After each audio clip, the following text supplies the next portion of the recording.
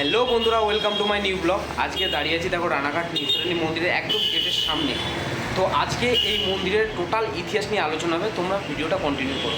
সবার প্রথমে তোমাদের ট্রেন ধরে রানাঘাট স্টেশনে নেমে পশ্চিম দিক বরাবর রানাঘাট স্টেশন থেকে বেরিয়ে টোটো স্ট্যান্ডে গিয়ে বলতে হবে যে নিস্তারিণী মন্দির যাব, কিংবা তোমরা চাইলে হেঁটেও যেতে পারো।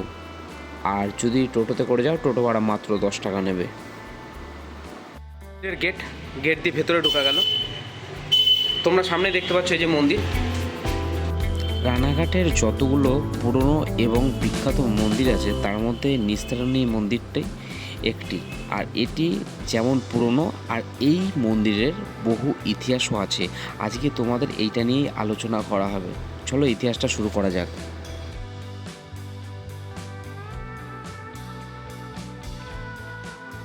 1233 বঙ্গাব্দে এই এলাকায় বসবাস করতেন জমিদার রতনলাল চৌধুরী নামে এক ব্যক্তি। তিনি এই মন্দিরের নির্মাণ কার্য শুরু করেন, কিন্তু তার কোনো সন্তান না থাকায় তার মৃত্যুর পর তার স্ত্রী উজ্জ্বল মুনিরানী এই নির্মাণ কার্য সম্পন্ন করে 1242 বঙ্গাব্দে।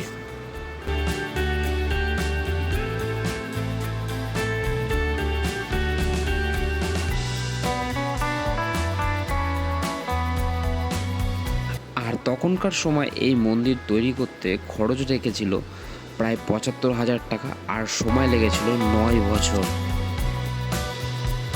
আর তখন ঠিক সেই সময় রানী রাসমণি তিনি ভবতারিণী মন্দির তৈরি করবেন বলে সিদ্ধান্ত গ্রহণ করেন, কিন্তু সেই মন্দিরের কেমন কি ডিজাইন হবে সেই নিয়ে তিনি খুব চিন্তিত ছিলেন।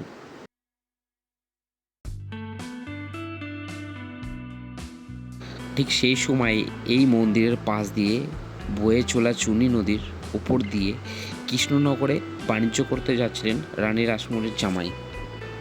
এই নদীপথে যাওয়ার সময় তার চোখে এই মন্দিরের চূড়াটা পড়ে, এবং রানী রাসমণির জামাই ফিরে গিয়ে তাকে সব ব্যাপারটা খুলে বলে, এবং রানী রাসমণি তার কথা শুনে তড়িঘড়িভাবে সমস্ত রকম কারিগরদের পাঠিয়ে এই মন্দিরের নকশা এবং ডিজাইন নিয়ে গিয়ে এই মন্দিরের চূড়ার আদলেই তৈরি হয় দক্ষিণেশ্বর মন্দির। চলো এবার ধীরে ধীরে মন্দিরের ভেতরে প্রবেশ করা যাক। আগেই প্রথমে মায়ের দর্শন করা যাক।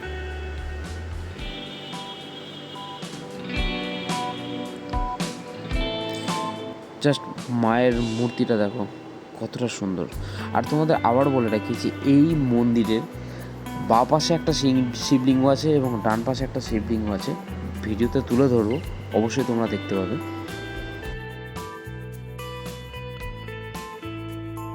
তোমরা জাস্ট দেখো বাঁ সাইডের ফার্স্ট শিবলিঙ্গটা দেখো।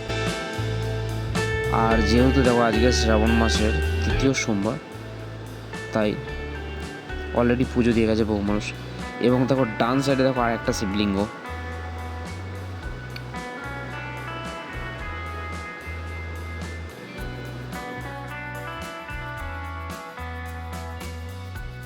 এখানে দেখো রীতিমতো দেখো বাথরুমেরও ব্যবস্থা আছে। আপাতত দেখো মায়ের মন্দিরের সামনে আমার ভিডিওটা শেষ করছি। তোমরা পরবর্তী নেক্সট ভিডিও পাওয়ার জন্য চ্যানেলটাকে লাইক, সাবস্ক্রাইব এবং বেল আইকনটাকে প্রেস করে রাখো। তোমরা ভালো থেকো, সুস্থ থেকো।